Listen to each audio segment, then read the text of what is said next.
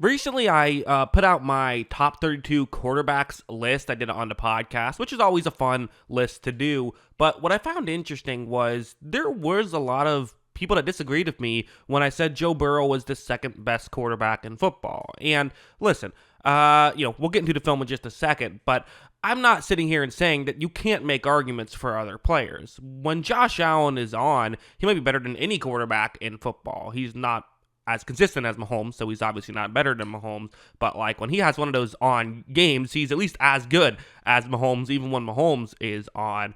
Lamar Jackson, of course, has won multiple MVPs, but I think we've kind of forgotten about Joe Burrow and just how dominant he can be, and I think there's several reasons why we've forgotten this, but I want to get into the film and, one of the reasons simply just being he got injured last year, and he has had multiple injuries, which means he hasn't been on the field as much. But I want to talk about really what he brings to the table and just why I think he's so underrated. Like, let's start off with something like this, where there's going to be kind of a unique block that's happening here. So this is a passing play, but with a play action, they're actually going to pull their right guard over to the left side of the field. He's going to block a blitzing Buffalo Bills player.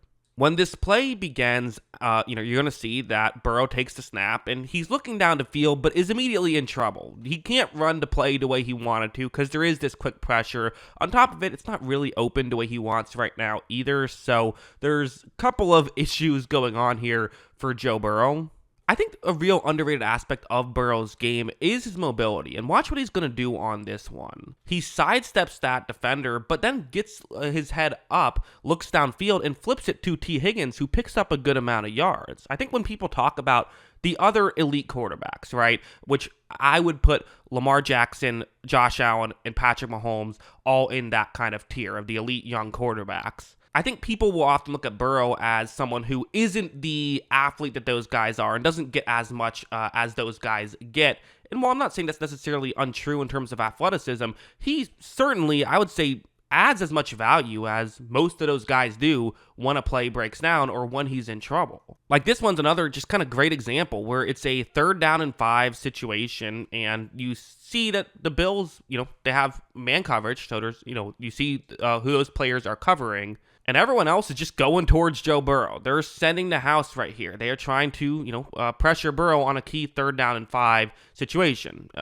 Okay, let's see what happens. Burrow takes the snap and immediately, again, is in a predicament. What does he want to do? Well, he could just throw up a jump ball, but you don't really want to throw up a jump ball if you can avoid it. You'd love to, again, maybe if you like a one-on-one matchup enough, it might be not the worst idea, but that's also how, I think about Jared Goff in the Super Bowl against the Patriots, throws up a jump ball to Cooks and ends up getting intercepted by Gilmore instead.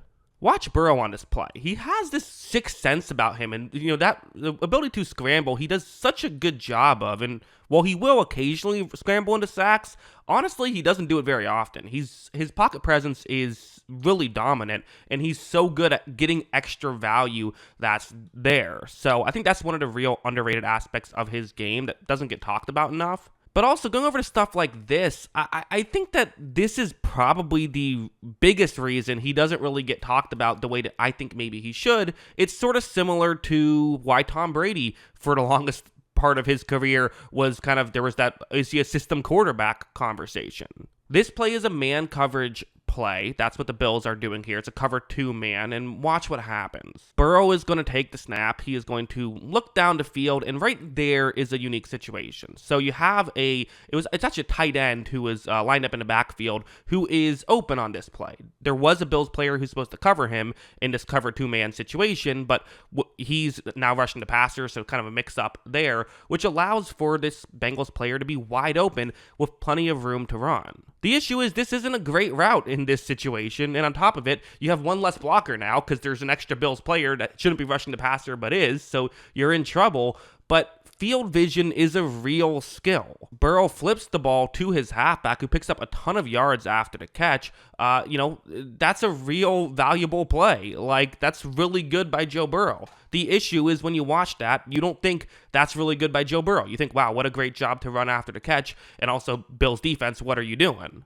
But these little things can pay off in massive ways and can really swing football games, turn losses into wins just by noticing these little things. You're maximizing the value of specific plays. Like something like this is another one where it's going to be a zone coverage play. It's 4th down and 1. So a key play here, and it's Jamar Chase running a route that should potentially be able to get open. However, when this begins, the corner is going to press him at the line. This is slowing Chase down, and for a lot of, quarterbacks, disrupting the timing can create some issues. This is a timing route. On top of the fact that Burrow isn't looking over there right away because that's, how he wants to help sell, this play, make it get open, is you can't look over there right away. Otherwise, the defenders will notice it and get in position to make a play. However, Burrow still times this one perfectly. Again, it's not the biggest highlight reel type play, but it's still an important play. And I don't know with what consistency guys like, Josh Allen or Lamar Jackson would hit those. I think they'll still hit them. I think Lamar a little bit better than Josh Allen at these timing stuff, but, both of them will still hit these, with pretty solid consistency. But I think Burrow just hits it with tremendous consistency. Like going over to something like this, it's kind of the tough thing about making a Joe Burrow film study and why I think they don't always get the clicks that a Lamar Jackson film study or a Josh Allen film study might. Actually, weirdly, people aren't that interested in Josh Allen film studies or aren't that interested in what I have to say about him. I don't know. But, either way, I think that part of why Joe Burrow doesn't get talked about as much, although he still gets talked about plenty, is due to, these are his highlights. It's a, 3rd down and 10. You see the route he wants to throw to. Burrow is going to take the snap and eventually look in that direction and fires in that direction. And there's a window here, but you're going to have to time this one really accurately or time this one really well, and throw it really accurately. And that's what Burrow does, which again, it's a good play. Like when you're watching this, you're like, hey, good throw by Joe Burrow. But you're not like, oh my God, what an amazing throw. But when you're just consistently making these good throws, that's what makes him so good. Honestly, the guy that I would kind of compare Burrow to is another guy who never got the attention he deserved, and that was Drew Brees. I thought Drew Brees never really got the credit he deserved because playing for the Saints and they had such bad defenses for several years, he was never really in the conversation of he never won an MVP, right? Although he probably deserved it that one year, but still, he never won an MVP. And I think a big part of it was because he was someone that, just consistently put the ball in the right place, timed things well, and also his strengths were like great pocket presence, right? I think Burrow's a little bit faster, a little bit better of a scrambler, but Brees was amazing with his pocket presence and amazing with accuracy. And while I would say Brees is a touch more accurate than Burrow, it's the same kind of concept. And I think that it's not going to create the sexiest highlight reels compared to some of the other top guys. But one of the things I always try to mention on this channel is the goal is not to create highlight reels. The goal is to create the most value possible. And while you can still disagree if you want to, say, hey, Lamar's peak or Josh Allen's peak is better than Burrow's peak, I don't even necessarily disagree, but I think the average season from Joe Burrow is better than those two. So, again, Mahomes is obviously number one. We all agree with that. But, I'm sure people will bring up the fact that Burrow has beaten Mahomes in the playoffs. One game isn't going to completely change my opinion on it. I just think that he's better than everyone else not named Patrick Mahomes. So, those are my thoughts. But what are yours? Let me know in the comments below.